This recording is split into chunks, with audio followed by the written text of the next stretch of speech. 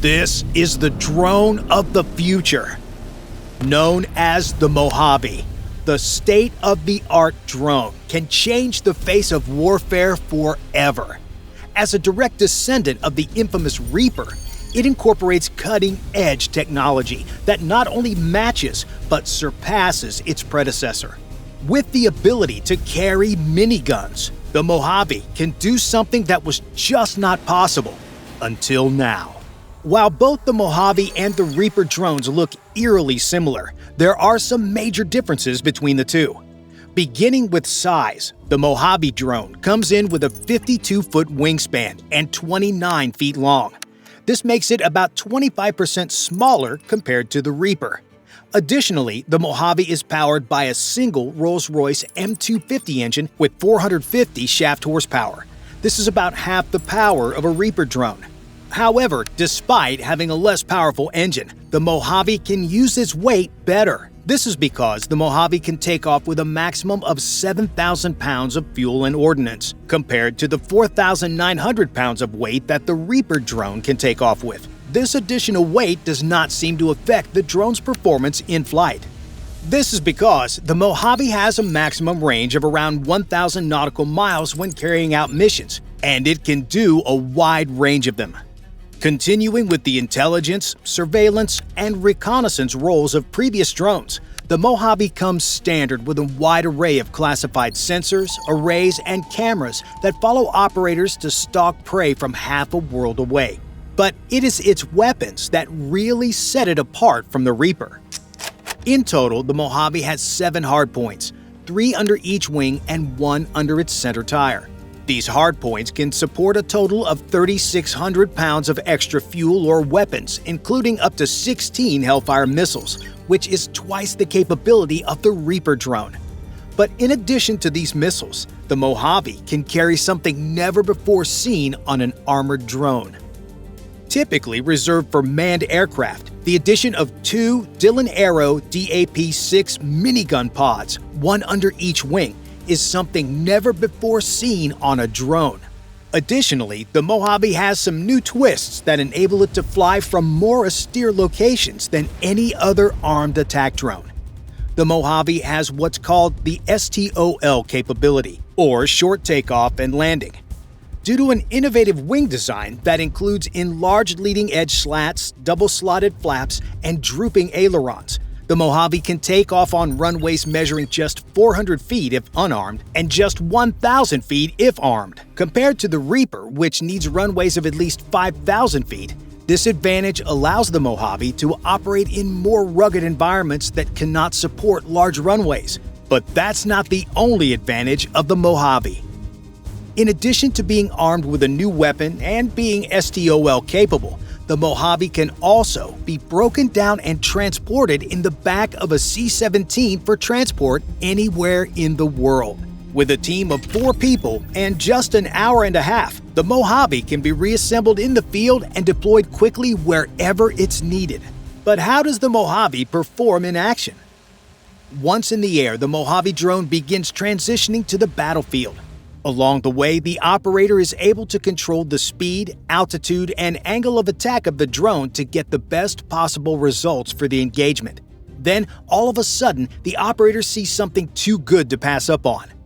Through a break in the clouds, the operator can see several targets of opportunity, including several vehicle-borne IEDs, 2 makeshift gun trucks, and 2 terrorist troop concentrations getting ready for a raid on a nearby coalition compound.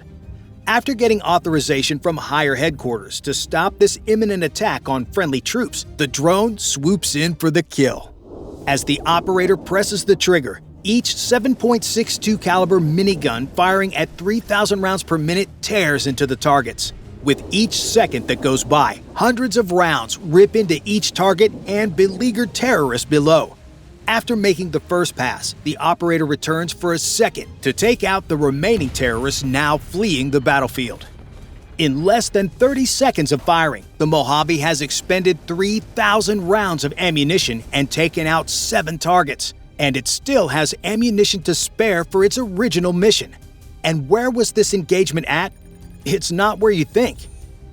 Though the story itself is hypothetical, The Mojave did carry out its first ground support testing mission in the Yuma, Arizona desert in April 2024. During this simulated mission, the Mojave performed the first firing of miniguns against ground targets in the history of drone warfare. The test was a complete success, with all 7 targets destroyed. But even though this mission might have been a simulation, the Mojave does offer some very real advantages on the battlefield. Starting with its versatility. While previous attack drones like the Reaper have rained death from above for decades with Hellfire missiles and other guided munitions, the ability to attach miniguns to the aircraft is a game changer. For example, during the test demonstration in the Yuma Desert, the Mojave had a loadout of 8 Hellfire missiles plus its 2 miniguns. Having this capability allows the Mojave to engage a wider range of targets than the Reaper, since the Reaper can engage up to 8 with Hellfire missiles, while the Mojave can engage at least 30 more if firing 2-second bursts at each target. Another distinct advantage of the Mojave is that it can engage a wider range of missions. While both drones can partake in reconnaissance and assassination missions, the Mojave can do so much more. Thanks to improved software capability and onboard sensors, the Mojave can perform close air support for ground troops and suppress enemy combatants with its miniguns, for which very often the famous A-10 Warthog is being used. And while the Mojave is no replacement for the A-10, it could help the Air Force fill the hole in this iconic aircraft's role if it retires around 2029 with no other alternative.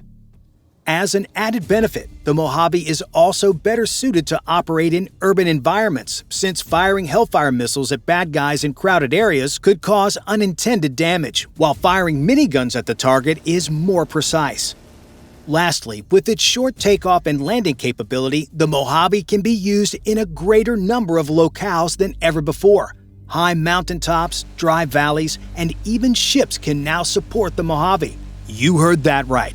Even ships can launch the aircraft, since successful testing on a British aircraft carrier late last year proved for the first time that a drone of this size could successfully launch and land at sea. However, despite being a robot, the drone is not autonomous. In fact, a whole team is behind the scenes operating the Mojave. Thanks to the ability of satellite communications, the people that control drones on missions are nowhere near the battlefield.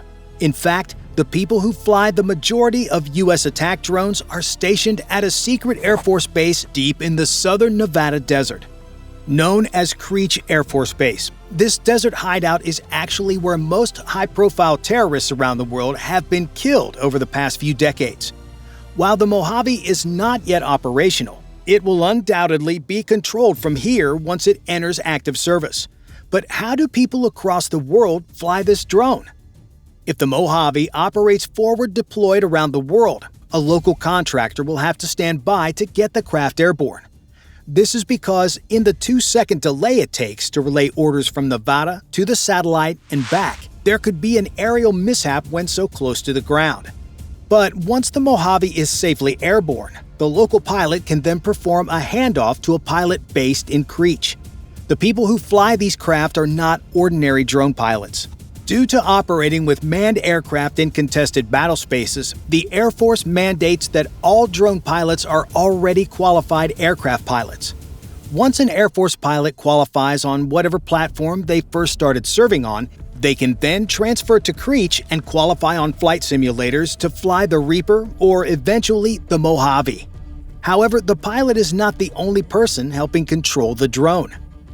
Due to the large amount of equipment and weapons on board, a sensor operator also helps control the aircraft. While the pilot is focused on safety of flight and employing weapons when needed, the sensor operator runs the cameras, communication suite, and other onboard equipment that helps the drone fulfill its mission. But will this be different in the future? According to recent press releases, the Air Force has successfully tested controlling more than one drone simultaneously with just one pilot and one sensor operator. How this might affect the Mojave is unknown, considering the drone is still in development and highly classified. However, one thing is for sure. However the Air Force decides to operate it, the Mojave will be a terror on the battlefields for years to come. Bye for now.